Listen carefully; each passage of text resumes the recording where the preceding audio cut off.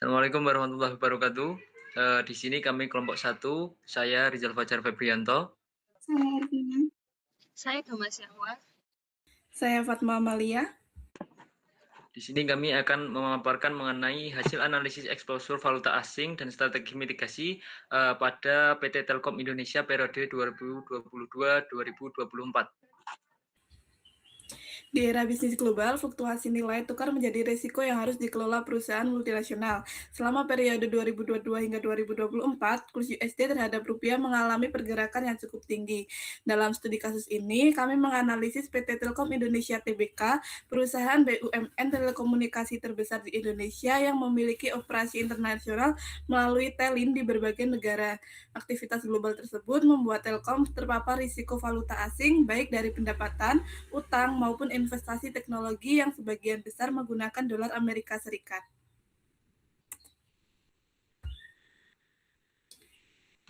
Analisis ini memiliki 3 tujuan utama. Yang pertama, mengidentifikasi jenis exposure valuta asing yang dihadapi Telkom, yaitu exposure transaksi, translasi, dan ekonomi.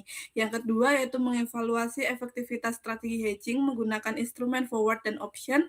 Dan yang ketiga, yaitu menganalisis risiko negara melalui pendekatan PESTEL untuk menentukan pasar yang paling potensial bagi ekspansi internasional Telkom. Sebagai ujung tombak ekspansi internasional Telkom Group, Telin telah membangun jejak operasional di 14 negara.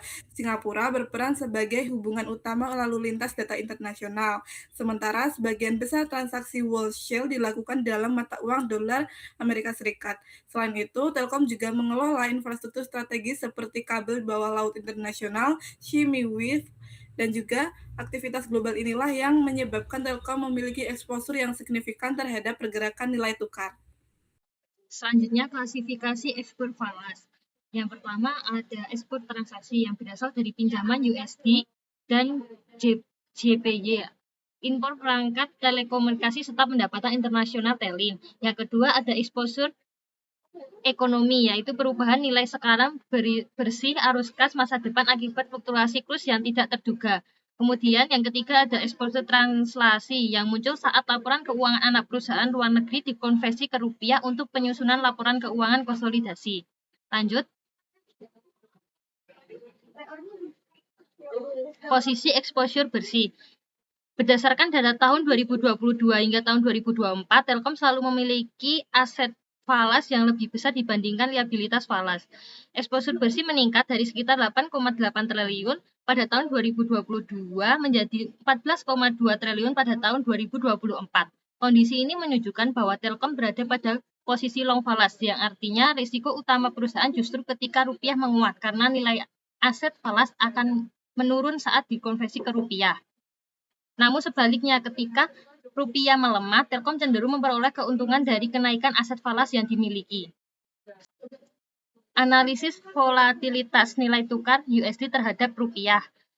Selama periode 2022 hingga tahun 2024, nilai tukar USD terhadap rupiah mengalami fluktuasi yang cukup signifikan.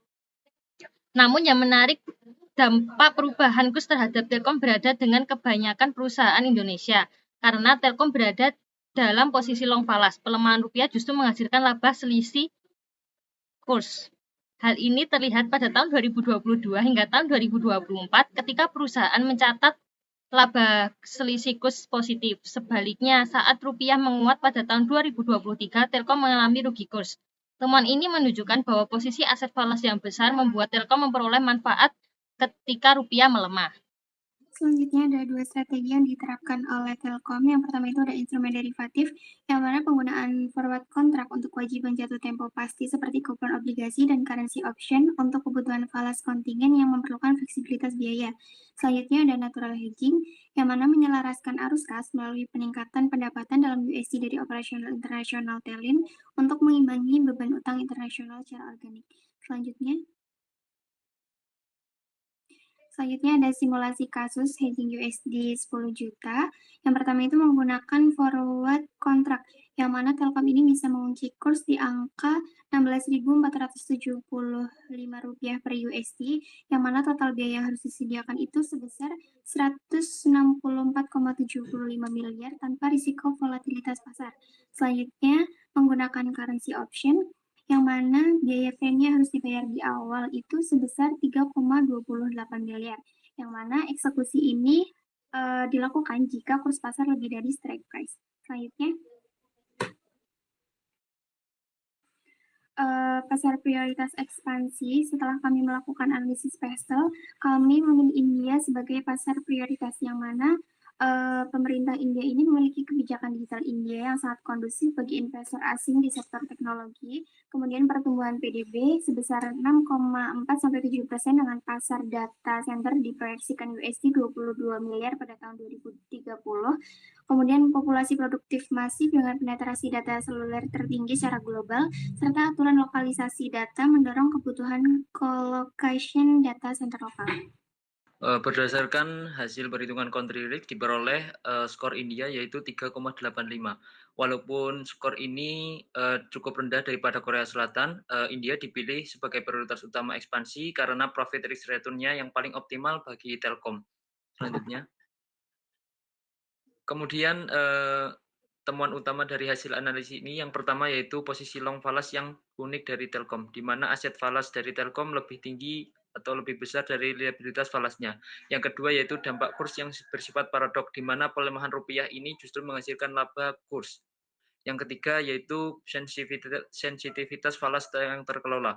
Penguatan USD 1% meningkatkan ekuitas laba dari Telkom. Yang keempat yaitu tidak ada instrumen tunggal yang superior. Yang terakhir yaitu bahwa India sebagai prioritas ekspansi. Selanjutnya.